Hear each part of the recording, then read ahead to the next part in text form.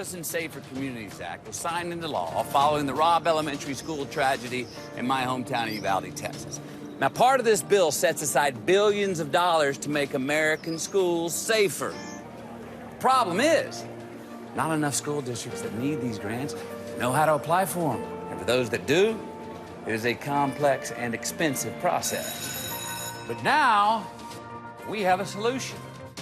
Matthew McConaughey announcing the new Green Lights Grant Initiative he founded with his wife Camilla to help schools access federal grant money for safety and security. I sat down with him for a wide-ranging interview about schools, guns, and American politics. We began the conversation with what sparked his school safety initiative, the massacre last year at Robb Elementary School in his hometown of Uvalde, Texas. I remember watching you at the White House. I've seen a lot of celebrities come to the White House on various causes, but I have never seen somebody do quite what you did when you stood at that podium just after the massacre at Robb Elementary and spoke from the heart. Maite wore green high-top Converse with a heart she had hand-drawn on the right toe because they represented her love of nature. Camilla's got these shoes. Wore these every day. Green Converse with a heart on the right toe. These are the same green Converse on her feet that turned out to be the only clear evidence that could identify her after the shooting. How about that? I mean, this was something that obviously hit you really hard, hit all of us hard, but really hit you. Yeah, it did. You know, it happened in my hometown. My wife was out of the country. She hears about the news, immediately writes me and says, we got to go down there. She cut her trip short, flew in, we packed up and headed out. And we had, we got chaperoned around to the right places. Congressman Tony Gonzalez was already on the ground there and helped us go to the right places. We met many of the families. The families started to invite us into places and hardships that they were going through. They were inviting us in. We had families invite us in to come for the first viewing of their child. Oh my God. And that, to us, felt like we were trespassing, but the mother and father going, no, please come in. So all of a sudden, we were down there, and then Camilla got really close and ingrained with quite a few of the families and the mothers in particular. And when we left there, the consensus was, can you help make their lives matter? Yeah. So that led to us ending up in D.C. And then the president asked me if I would speak at a press conference there, and I sure as hell wasn't going to say no to that. That was over a year ago. Yes. I remember what you said. You said that there's a window to get something done. Right. And something was done, a bipartisan bill. 32 days later. Yep. But now we're over a year past Yep. that, and you're trying to make sure that that's actually working. Right. What I'm trying to do, my wife and I have started this Green Lights Grant Initiative it's a follow through. All right, the first bill was passed to Safe in Schools in 30 years. Yeah. That's the Bipartisan Safer Communities Act. Yeah. It's got all these grants that can help secure schools physically. It's also for mental health counseling for the kids in these schools. It's the first time it's happened. Yeah. Bipartisan, it's come together, it's there. And it's already working in some ways. But there's billions of dollars that are still left to be spent. I mean, it's follow through you don't often see. Because this passed over a year ago. Yes. And billions of dollars for school safety, great, that's awesome. And then you find out, you come along now, a year later, and the money hasn't gone out yet. Well, most of it hasn't. Look, let me give you some numbers here. Congressman Gonzalez comes to me about 3 months after Uvalde and says, Matthew, Camilla, 119 schools, 112 applications, 0 awards. What are we doing? That math does not add. That's a 0 success rate. One, way too few applications. Number two, the 12 applications, we went 0 for 12. Yeah. In the districts right there where Uvalde just happened. So that's when Camilla and I started researching the country and going, I doubt this is just a problem down in South Texas. We know it's just a problem all over America. You got 14,000 something schools. This grant initiative, the Green Lights Grant Initiative, is going to connect those districts to those billions of dollars. That's there, available, and wants to be used to make her kids safe. It suggests there's something wrong with the system if you pass And they this admit and it's it, not- though. The yeah, government admits yeah. that it shouldn't be this complicated. You said something else at the White House. You said that the middle ground is where most Americans are on this issue, the guns issue. I think you're right, but I've also been following the gun issue for years, after tragedy, and nothing gets done on the gun side of it. So as part of the issue, the way it's framed, because it does freak out a lot of people that consider themselves strong Second Amendment. Sure. They think any measure is a measure towards confiscating all guns.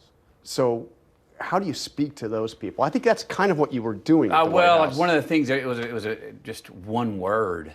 Yeah. I went in there and flipped, seemed to get those hard Second Amendment defenders' ears to at least listen. And that was, I changed the word from control to responsibility. Right, they hate gun control. Well, control sounds like a mandate. And nobody wants to mandate. No one wants to be controlled. But responsibility is still something that we can all go, yeah, I'll take responsibility.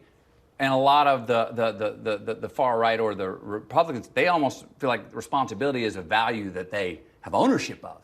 And it's a sense of almost pride and honor to be responsible. So when the narrative got changed and the questions and started calling it gun responsibility, a lot more conversations I even noticed in the few days that we were there were able to be had from both sides, because the Second Amendment defenders could talk responsibility. They could look you in the eye and talk responsibility with someone from the other side of the aisle.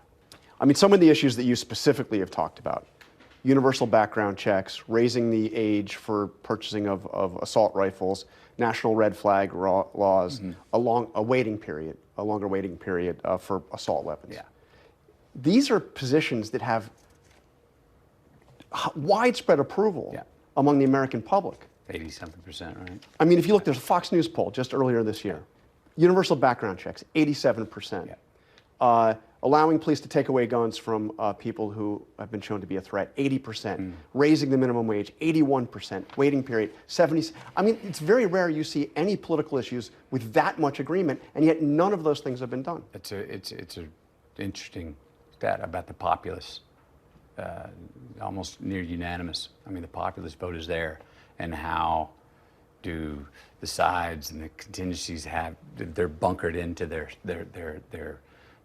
sides on this, and I don't know how the law works, but that was a question I had. Well, wait, can there be a populist vote on this, an uprising that says, look, you're not representing the masses. The law is not representing the masses.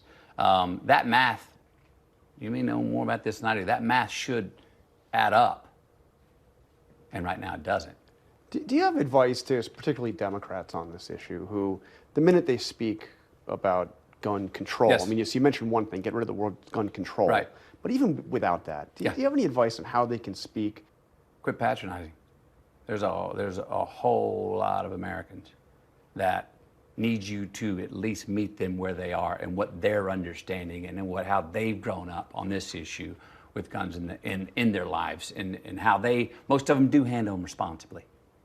So don't cast them down as being archaic or cavemen and women, and how could you? No. Listen to them for a minute. And when you're coming in hot, which sometimes the left does, on this issue and many others. Sometimes, Okay? And is immediately saying, you idiot, you dumbass, what? How foolish. You've lost them. You've lost them. They get more defensive. All right, so come in and meet them where they are, and try to hear where they're coming from first, and understand that they have a viable stance, a viable position they're taking that they didn't just come up with last night. I've heard you say that we're not as deeply divided as we're told we are. No. Really? Look at the percentages we just talked about. 86%. No, but the two on the... I was talking with my wife about this yesterday. It's human nature. You don't slow down to 35 miles an hour on the interstate because everyone's looking at the daisies in the rainbow in the field to the right. No, you slow down to 35 on the interstate going northbound because everyone's slowing down to look at the car wreck on the southbound traffic on the other side. Right. We love the wreck. We love it's entertainment. We don't put our finger on. We don't love to watch health as much as we like to watch disease. These two extremes have the microphone. It's more entertaining. Trump's been great at selling fear. Fear sells more than hope. Could you see yourself running for something? Could I see? It's more of a larger question for me of is politics the category where I can be the most useful? Or can you do more outside, like what you're doing here? There's a great question that I'm still answering. And as of right now, to be a private citizen with my wife and to come up with an idea like the Green Lights Grant Initiative to work with the government publicly to help them, not doing their job for them, helping them pull off what they set out to do in the first place. Yeah. There is argument that it could be more useful than what I'm doing right now in a small way. But to do the kind of big change. Yeah, well, to do the big change, right? I mean, I'd have to be convinced that that's a category that could be quite useful in. And it's something that I think about all the time. You do? Yeah, starting as the man I am, as a concerned father, as a husband, as a person who believes in people, as a Texan, as an American who's like, man, come on, I believe in us. A refreshing perspective. Thank you, Matthew McConaughey.